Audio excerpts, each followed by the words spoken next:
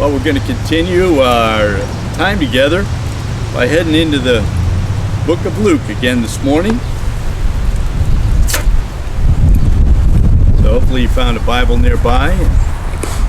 If not, you can listen up.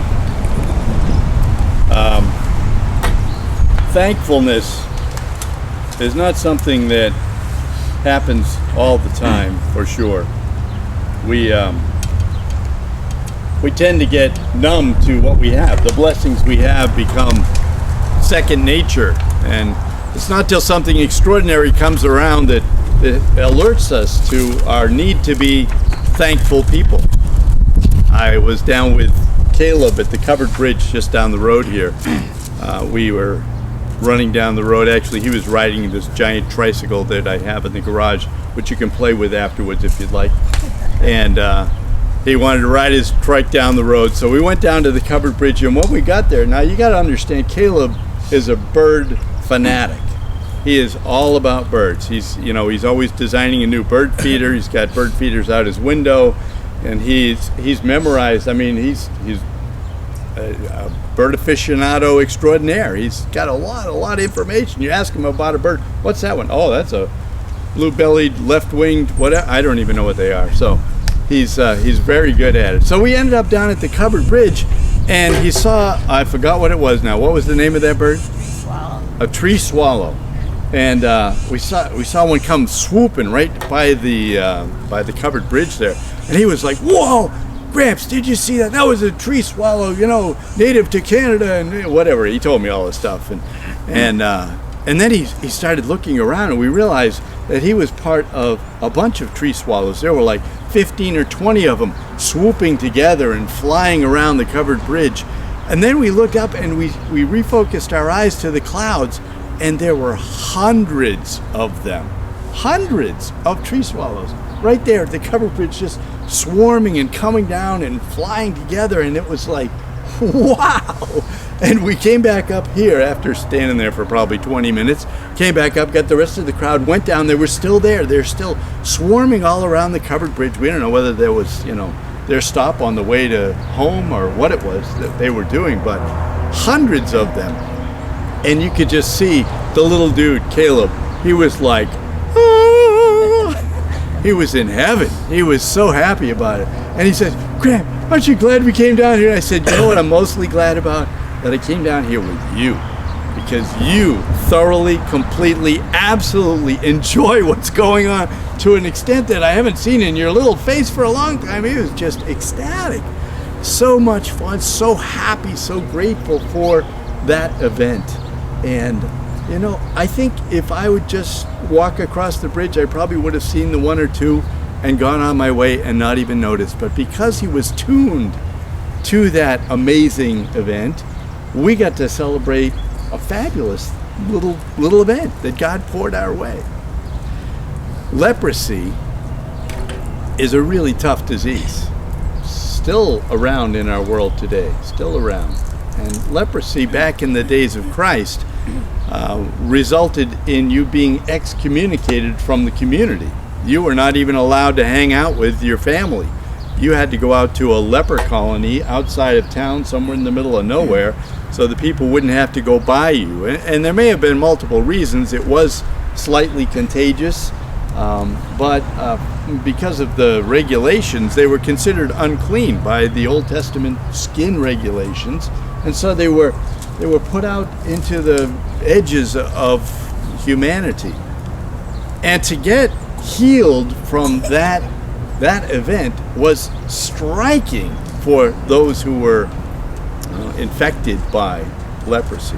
And you can imagine the difference between the day before Jesus showed up and the day after Jesus showed up when you were healed from an amazing disease. I mean, that would be an extraordinary event. And that's where we're going to go today. We're going to go and watch this extraordinary event as Jesus meets up with 10 lepers on the road. Luke chapter 17, verse 11. Now on his way to Jerusalem, Jesus traveled along the border between Samaria and Galilee. As he was going into a village, 10 men who had leprosy met him. They stood at a distance and called out in a loud voice, "Jesus, Master, have pity on us."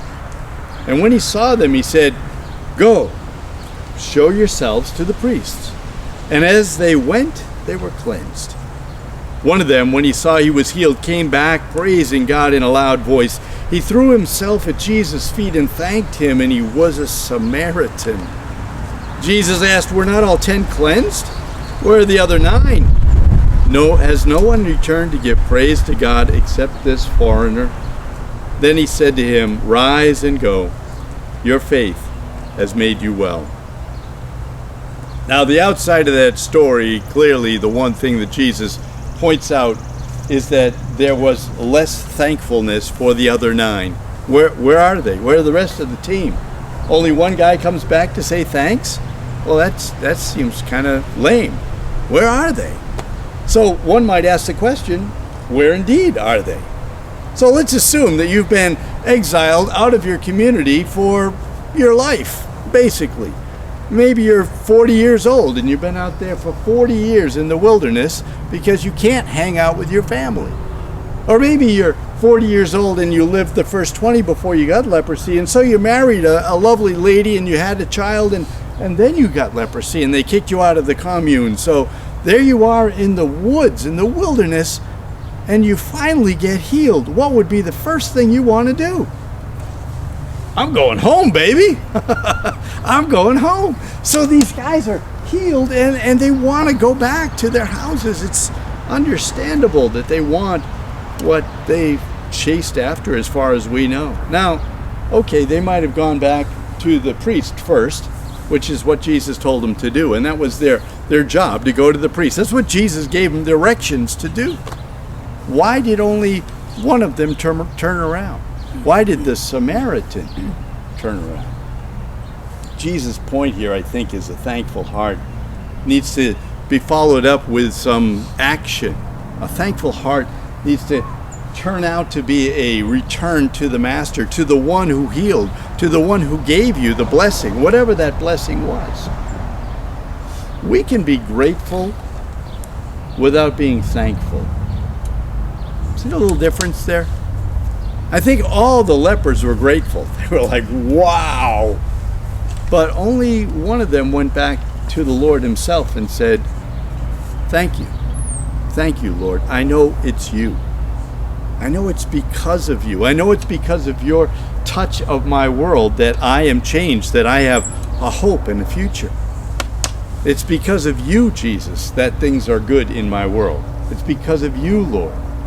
And we can be grateful people, and I look at my backyard and go, I'm grateful, but am I thankful? Do I appreciate it? Yes, I appreciate it, but do I go back to the one who gave it to me and say, Jesus, thank you. Without you, I wouldn't be where I am today. Without you, I wouldn't have what I have today. Without you, I wouldn't be able to walk like I walk today. The things that we take for granted on the way through are just too many. I thought for a minute about the things that I take for granted. One of them was, the stars in the sky. I looked up the stars in the sky. With the naked eye, there are a pile of different estimates on how many stars you can see. Somewhere between 5,000 and 30,000 stars you could see. And I thought, how many nights have I lived and never even looked at one? Yeah, they're out there. I'm sure they're out there. They're probably out there. I don't know if they're out there. But on those occasions where you get to a place where it's really dark and it's really away from the city and you're outside for whatever reason, maybe because you're camping, you get your rig out there in the woods somewhere, and you get out into the middle of a field and you look up and you see all 5,000 or 10,000 or 15,000 stars, doesn't your heart get moved? But day after day, God pours out his blessing on us and we don't even notice. Sometimes we need that striking mark in our lives that says, wow, right now I'm amazed by God. Right now I'm amazed by stars. Right now I'm amazed that I can walk. I don't know about you, but sometimes when I get up in the morning, I'm thankful that everything works. Can I have an amen, huh? It's like, okay, wow, today everything works. This is good. I'm thankful for that. And I do stop and say, Lord, I'm so glad that today everything works. Thank you for that. But most days I don't even notice. I just go along, do my thing until something doesn't work, right?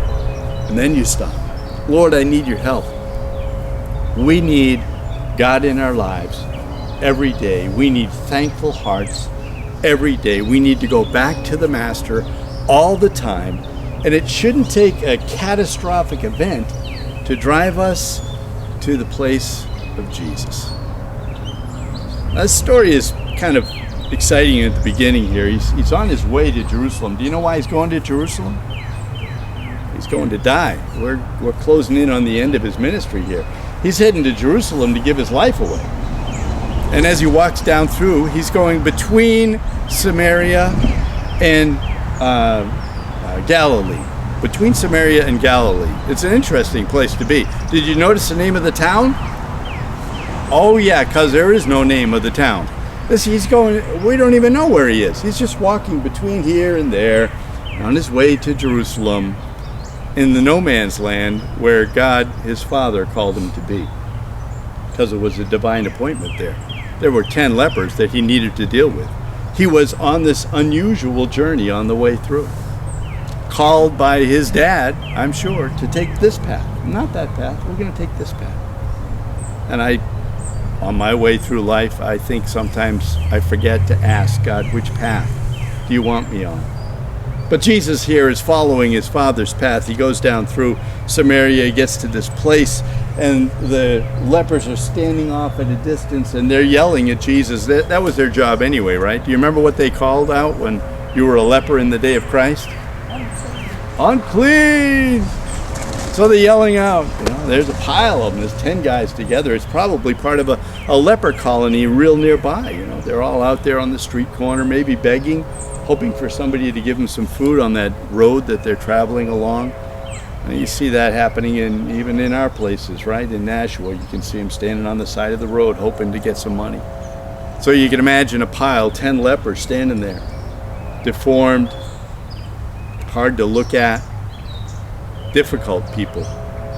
Part of the reason they were isolated was because they were just hard to see, because there were parts of their body they had tumors, they had parts that were hurt because they didn't have any feeling. They might have been missing a finger or two, or an ear, or a nose, or whatever. It was hard to see. Jesus is walking right down there, deliberately going to where the trouble is, going to where the difficulty is. And as he comes near, they're yelling out, "Unclean! Unclean!" But that's not all they yelled out. Because they recognized who it was that was coming down the road. They saw that it was the Christ, it was Jesus, and they'd obviously heard some stories. It was late in his ministry, he'd been doing this for years, and so the people had already got the news out. Jesus was healing people left and right, including lepers. And so they realized, hey, guys, that's Jesus.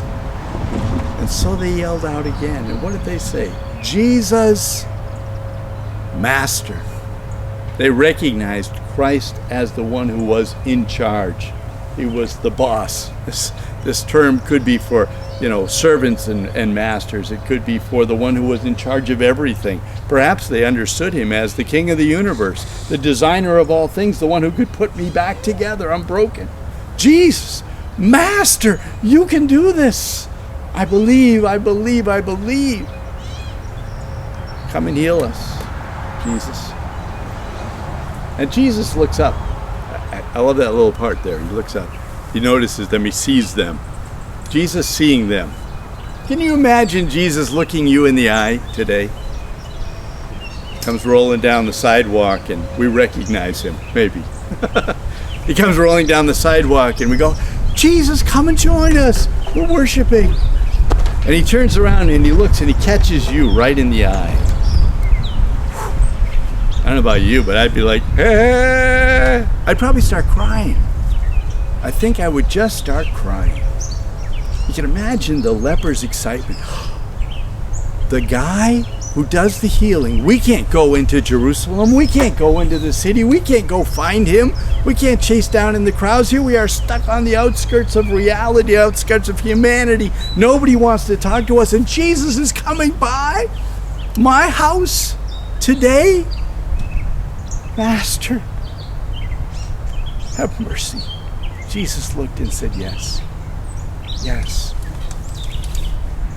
What's his response to them? Not a lot of conversation here, is there? He just looks at him and he goes, go. Show yourself to the priest. That's it. That's all he said. It wasn't like, hey, I'm going to heal you. Be healed. Your faith has healed you. Thank you for calling me master. You guys get it. You're going to have it all set, taken care of. Check your hands out. They look good. All right. That's great. Have a nice day. He just says, go. Jesus' simple instruction was followed instantly. Apparently, they just went, okay. And they took off. And they left to go and show themselves to the priest. Had they been healed? What does it say in our text? Doesn't say they got healed and then they went and showed themselves to the priest, did it? It says on the going, in the going. In the Greek it says in the process of going they were healed. So when they turned, they were still lepers. With a destination given to them by Jesus, they just said, I'm going. Now, they didn't know how Jesus would work that out, so they traveled down the road. And apparently they're out of sight. They're down the road a ways when maybe somebody says, hey, wait a minute, I got a pebble in my shoe. And then somebody else goes, you got what? My foot hurts. Your foot hurts? Oh. And they all realize, wow, we're healed. And one guy turns around. The rest of them, I'm sure, still running off to the temple. They're running off to their families. They're running off to enjoy life. They're going out to celebrate the blessing of God healing them. But one guy goes back to celebrate the one who healed him. And Jesus is surprised. One Samaritan, that's it. Where'd the other guys go? Well, they're enjoying the blessing. They might have forgot to give thanks, though. Let's not be people who enjoy the blessing and forget to say thanks. Amen.